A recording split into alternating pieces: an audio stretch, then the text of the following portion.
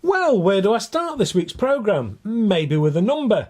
100,000 seems like a nice number, which is the number of subscribers the channel has now achieved. And for that, I would like to say a big thank you to you guys. Now, I have so many guns to review and so much to talk about, but so many questions that people have asked and points that they've raised, I thought I'd try something slightly different, hopefully to bring you a different programme and explain a few things along the way as well. I suppose this week's programme could be called Behind the Brand.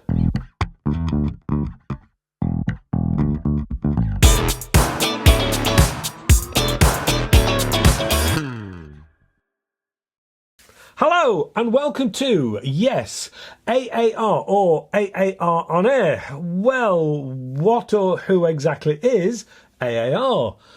I'm sure you all know it stands for Andy's Airgun Review, which is how the channel started way back about 4 or 5 years ago.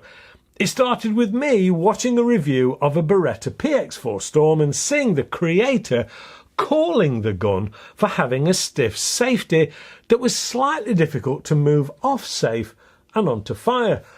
At this point, as I was thinking to myself, why would anyone call a gun for having a firm safety that could prevent a child from accidentally doing themselves or someone else any harm?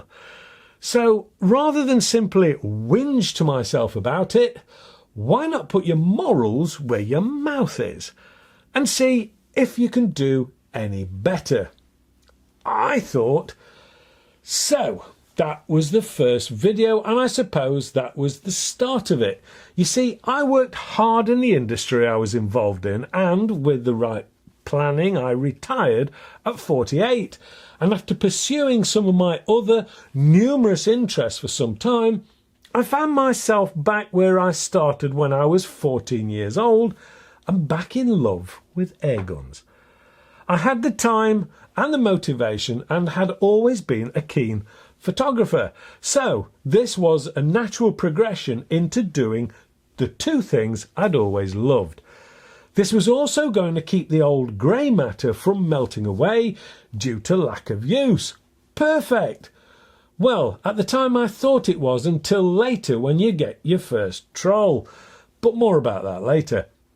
The first videos were just of the gun and my hands. Well, not the most interesting of things to look at, so it was probably time I put this ugly head in shot and move forward. The move forward, of course, comes with its problems. You see, I'm a bit of a perfectionist, and I soon realised I needed more and better cameras, lighting and equipment. So it wasn't too long before it grew arms and legs and made a huge dent in the old bank balance. But it had become a hobby, and people spend a fortune on all kinds of hobbies, right? So in my mind, this was fully justified. Added to which, I have a very understanding wife who was probably happy that I wasn't under her feet. Little did she know she was going to be dragged into this whole business again. But more about that later. After about a year, the channels were being closed down by YouTube after the awful shooting in the Florida schools. This became a time when YouTube needed to be seen to be doing some sort of action or taking some sort of action against gun channels, and I suppose the airguns were an easy target. So after crying on my bed of self-pity, I started again, and here we are. AAR on air was born. So where exactly is here? This is actually Mark IV in the studio count, and just for the record, it's in the same building as Vector Air currently, because Mrs. AAR and I are currently in the midst of moving house. Partly in the pursuit to find some land to be able to do all the shooting and filming on, without the need to use a permission somewhere else. Footnote, I suppose. Suddenly this channel is starting to cost a few quid and taking over our lives a little more than was originally planned. Anyway, the studio. Like I said, this is Mark IV, and there is likely to be a Mark V shortly after the house move. But this is where most of the filming takes place, and whilst a huge thing to have, and some might say a luxury, remember what I said about that perfectionist thing? My studio is pretty much permanently set up, even though I do have outside on location type equipment as well. This is a lot easier to keep consistent and keep the look consistent to the channel, and less prone to have a day's filming to find out you forgot to do something silly like set the microphone levels. It's also about the only way this can be done when there's only me 95% of the time. People are usually shocked when they do see inside of the studio, partly because of the amount of equipment involved and partly the organised chaos that is the AAR studio. Apart from all the lighting, which does get rather hot in the summer months, but does help to warm things up a little in the winter time when this studio does get very cold indeed, there is the sound setup, which is usually studio quality mics in stereo with other stereo backup systems for those odd times when I've forgotten to set the levels on the main system. Believe me, when you put half a day's filming together, you don't feel like doing it all again because you forgot to switch something on. There are two cameras filming in 4K, a front one and an overhead one. I use Panasonic GH5s because I haven't yet found anything to better them. They usually film through Sigma Art lenses via Metabone type adapters. For those who are interested, the front one films through a teleprompter quite often to help with the flow of the review, and it also makes sure I don't forget any points. Simple, right? Well, on top of that, there are the still images that are used in the B-roll that forms part of the reviews. All this lot is then fed into a bank of Apple Macs to produce and include overlays and any effects that will add to the overall experience. Hopefully. So as you can see, this YouTube business is simple, right? Okay, you can do it on your iPhone. But just to give you some perspective, I was talking to a producer for BBC4 last year, and he basically said they run just about the same systems as I do. Blimey. So, what does a typical AAR day look like? You may be surprised to find out it starts quite early, usually before we're even dressed, and usually over the first coffee of the day. You see, Mrs. AAR runs the social media and merchandise and keeps me in line. She bombards me with questions from people first thing. Whilst we try to answer most of these, there are hundreds coming in all the time, and it would take all day, and there would be no time for reviewing if everything and everyone was answered individually. So, please accept my apology if yours hasn't been answered. It also involves removing the ones posted by people with Tourette's. We do try to manage this quite closely because this channel is also watched by the younger shooters, and I'm old-fashioned and don't see the need for profanity for the sake of it. Don't get me wrong, I can swear as good as the next guy, but there is a time and a place, and to me, that's not here. So, out it goes. We also have quite a laugh at the odd troll that pops up.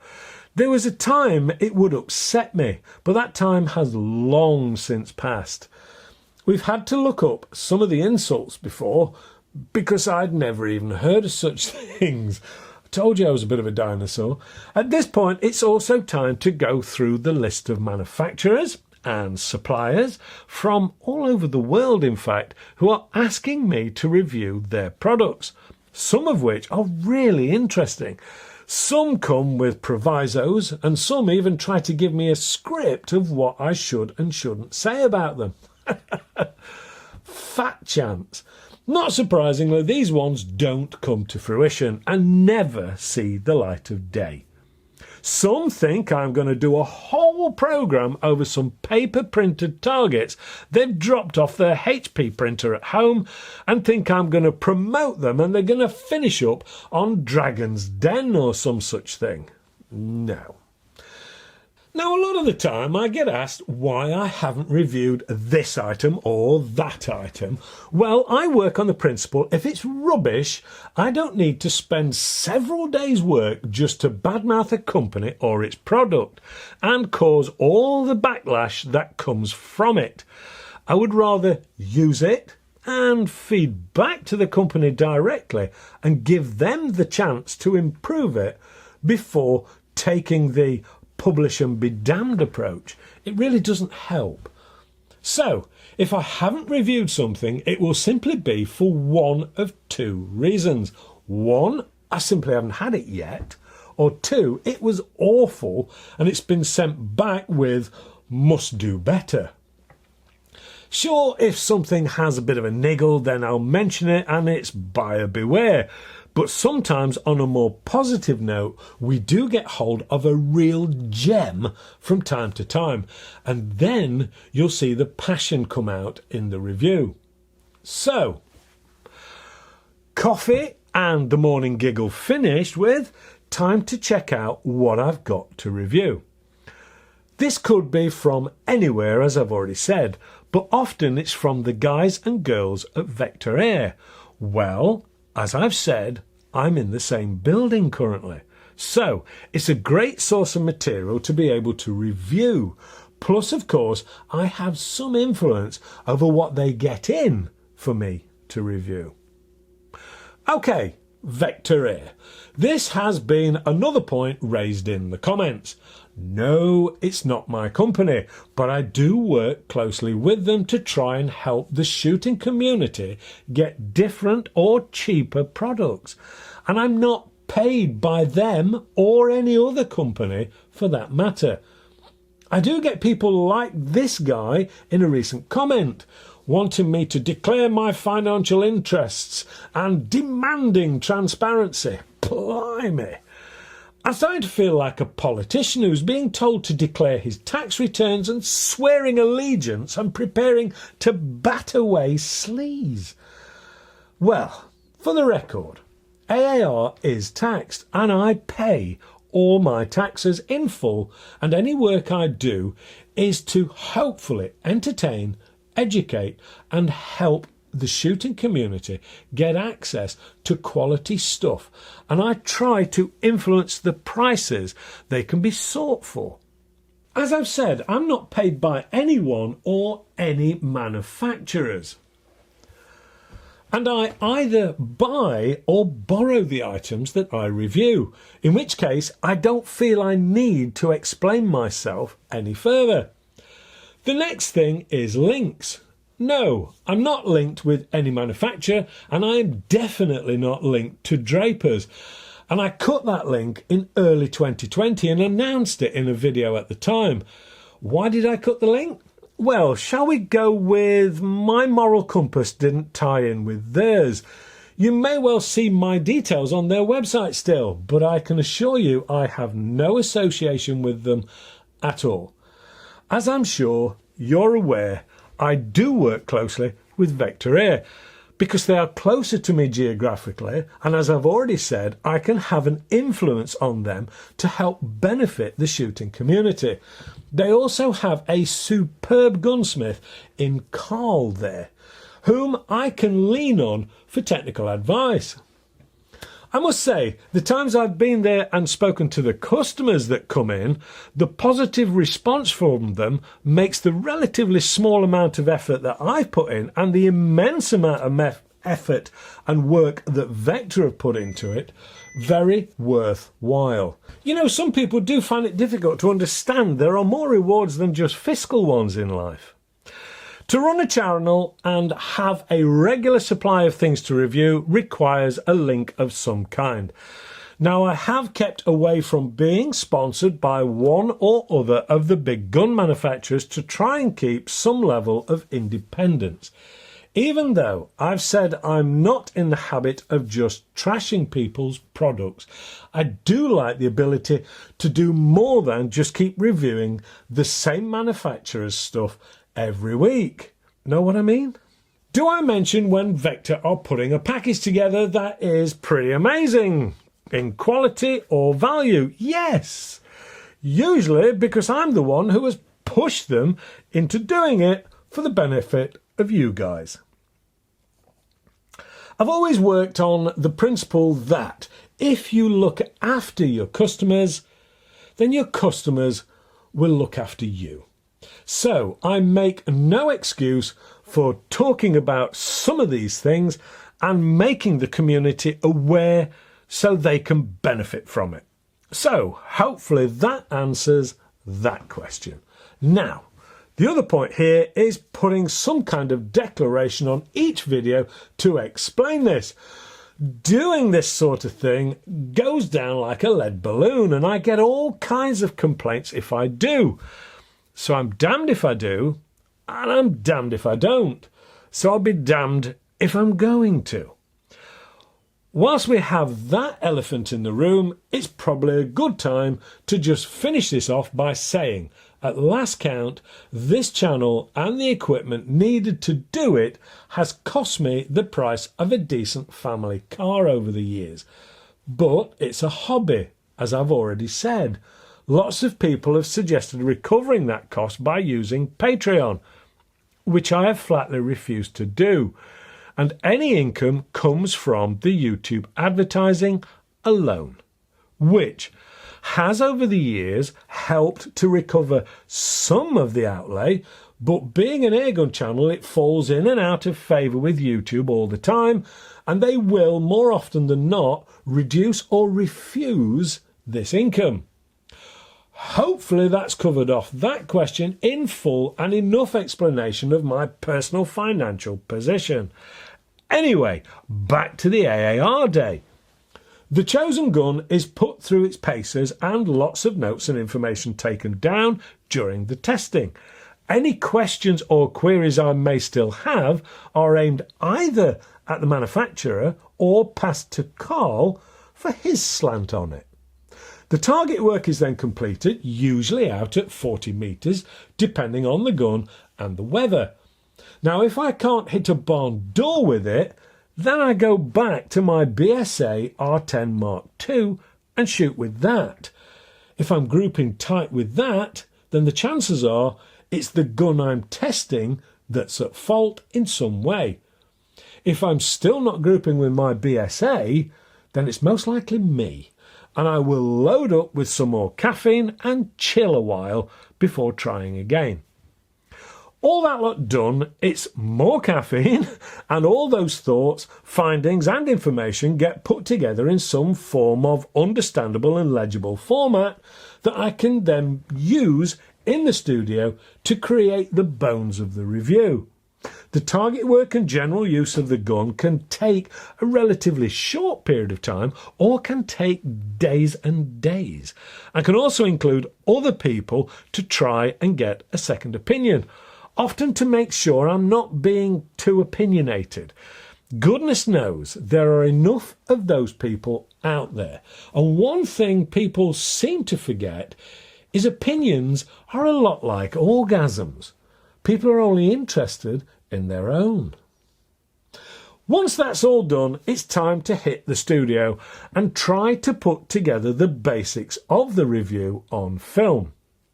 Once done, then it's onto the really time-consuming part, hitting the computers to make it look as professional as possible, adding all the stills, B-roll and technology stuff I've managed to convince my amazing IT guy that I really need, who, like most tech guys, talks a foreign language and then has to translate it into simpleton old git English for me to understand, usually whilst rolling his eyes into the back of his head and muttering something about dinosaurs.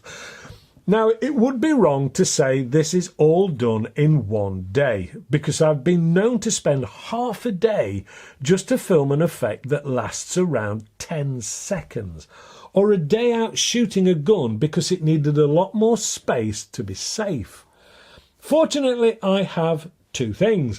One, places I can use, and two, a media RFD which allows me to shoot all kinds of things most anywhere I'm given permission to do safely.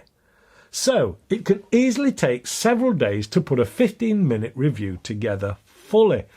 Now I look at this as a positive because I get to spend my time doing something I really enjoy out in the fresh air with some amazing guns. Yes, it's a tough job, but somebody has to do it. When all the production is finished, it's time to upload it. As far as timescales are concerned, it's very rare I complete a review and it goes out in the same week. Often I have several all lined up to be released at certain times. This can be because I have a few guns at the same time and shoot them at the same time, or that a manufacturer has loaned me a new gun but requested I don't release the video until the gun is ready to be fully released. I often get lots of requests for all sorts of things, not only to review a certain gun, but even wish someone or other a happy birthday in one of my reviews. Sadly, as I've said, these are made well in advance and are unlikely to be released any time around the intended birthday, anniversary or whatever. The AAR merchandise was also started following a repeated request from people for me to do it, and like everything else has grown arms and legs and has a life of its own, which is another thing that keeps Mrs. AAR busy. See what I mean about her getting drawn into this thing? She is brilliant and rises to the challenge constantly and never complains. Incidentally, there is only one way to get the official AAR merchandise, and that is through the AAR website. I suppose I should take it as a compliment, really, that there are currently some bogus companies out there selling knockoff AAR merchandise claiming to be me. Well, they're not. And they're even more expensive. So use the link below if you want any genuine merchandise. And we don't use iron-on transfers. These are all embroidered. So as you can see, there is a lot behind what has become a brand. We meet some truly amazing people and have made some fantastic friends and a few not so nice people along the way. But that's life. It has become very international and has been caught up in the COVID-19 situation like a lot of other people and companies, but hopefully risen to the challenge and come through with the help of some great people and a sense of humour. I do this because I enjoy it. I like the idea of helping people along the way, giving something to an incredible community and shooting some solid quality budget right through to some truly exotic stuff here and abroad. Yes, you get the trolls, but they're to be pitied rather than pandered to. Above all, there are some wonderful and supportive comments from the people who can see what we're trying to achieve here, and they make it all worthwhile. And to those people, I am truly grateful. Thank you. How long will I carry on doing this? As long as I'm enjoying it, which is a really weak link too. Hopefully you've enjoyed this little insight into AAR. If you have, please give us the usual thumbs up. Normal service will be fully resumed next week, so you may want to subscribe to see the whole host of new things that we've got lined up. And yes, there is all this lot to check out. Don't forget about those pirate merchandise companies though. You will need to check out the official AAR website to get the real McCoy.